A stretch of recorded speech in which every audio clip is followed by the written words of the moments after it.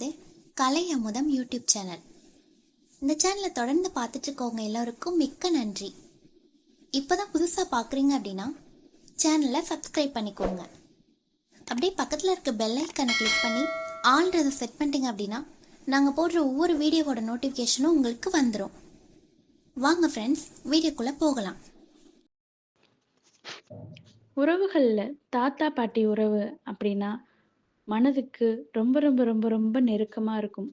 குழந்தைகளுக்கு தாத்தா பாட்டி அப்படிங்கிறவங்க ஒரு பெரிய உலகமாக இருப்பாங்க. அந்த உலகத்தை அவங்களால கடந்து ஏறவே முடியாத அளவுக்கு அவங்க மனதில் ரொம்ப நெருக்கமானவர்களாக இருப்பாங்க.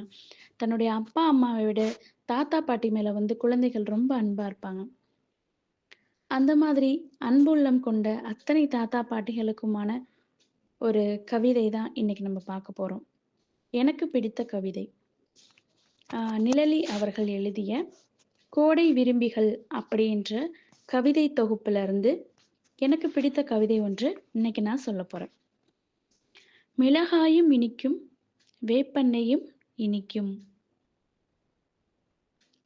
ஊரின் நசநசத்து பொங்கி இருக்கும் விரல் ரேகைகள் பருத்து திரண்ட போதும் விரல் சப்புதலை விடாது நாவோடு கரைந்திருந்த கட்டை விரலுக்கு அம்மா வேப்பெண்ணெய் வைத்திடுவாள். அத்தை சாணம் பூசியிருப்பாள். எல்லாம் கடந்தும் வாயுக்குள் அகப்படும் விரலுக்கு மிளகாய்த்தூள் அப்பிடுவார் அப்பா.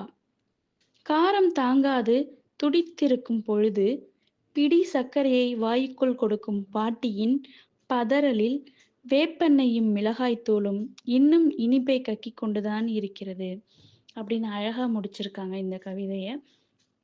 மிளகாயும் வேப்பெண்ணையும் எப்போ இனிக்கும் அப்படிங்கிறது இந்த கவிதையிலிருந்து நமக்கு நன்றாகவே தெரிகிறது. என்னதான் குழந்தைகள் என்ன தப்பு செஞ்சாலும் அதை அப்பாவும் அம்மாவும் திட்டினாலும் அடித்தாலும் தாத்தா பாட்டிகள் மட்டும் அடிக்கவே மாட்டாங்க. அது செல்லங்குஞ்சு தான் அவங்களுடைய குறும்புகளை ரசிப்பாங்க. செல்லங்குஞ்சு தான் அவங்களுடைய குறும்புகளை சரி செய்வாங்க.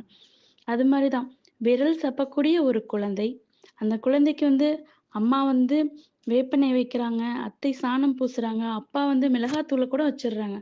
ஆனா அந்த குழந்தைக்கு ஒரு இனிப்பை கொடுக்கிறார், சர்க்கரை, ஏதோ ஒன்று, ஒரு சர்க்கரையை வாய்க்குள் போடுகிறார். யாரு அப்படின்னா பாட்டி. அப்போ அவர்களுடைய அன்பை இந்த கவிதை அழகாக எடுத்துரைக்கிறது.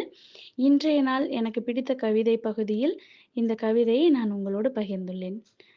நன்றி.